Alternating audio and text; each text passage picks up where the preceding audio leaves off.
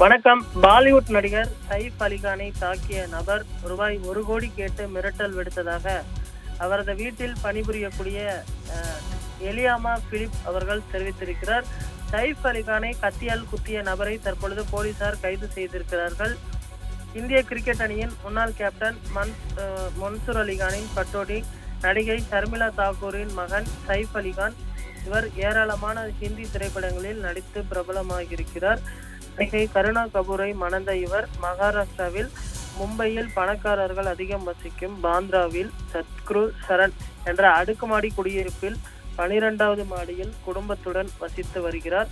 சைஃப் அலிகான் வீட்டுக்குள் நள்ளிரவில் நுழைந்த கொள்ளையன் அவரை 6 முறை கத்தியால் குத்தியதில் இரத்த வெள்ளத்தில் சரிந்தார்.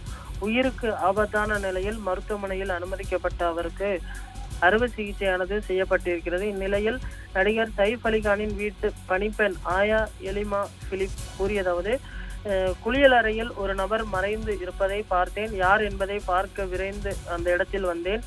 அந்த நபர் நடிகர் சைஃப் அலிகான் மகன் ஜெயின் அறைக்குள் வந்தார். நான் சத்தமிட்டதும் என்னை பிளேடால் தாக்கினார். என் மணிக்கட்டில் காயம் ஏற்பட்டது. நான் அவரிடம் என்ன வேண்டும் என்று கேட்டேன். அவர் 1 கோடி ரூபாய் வேண்டும் என்று மிரட்டினார். இவ்வாறு அவர் தெரிவித்திருக்கக்கூடிய நிலையில் மற்றொரு வீட்டு உதவியாளரும் அங்கு வந்ததால் அந்த மர்ம நபர் தப்பி ஓடிவிட்டதாக தெரிவிக்கப்பட்டிருக்கிறது. இது தொடர்பாக அங்கிருந்த சிசிடிவியில் பதிவாகியிருந்த காட்சிகளை வைத்து தற்பொழுது போலீசார் விசாரணை நடத்தியதில் பாலிவுட் நடிகர் சைஃப் அலிகானை வீடு புகுந்து கத்தியால் குத்தியவரை இன்று போலீசார் கைது செய்திருக்கிறார்கள். கைது செய்யப்பட்ட நபரை பாந்த்ரா போலீஸ் ஸ்டேஷனில் வைத்து போலீசார் தற்பொழுது விசாரணை நடத்தி வருகிறது குறிப்பிடத்தக்கது.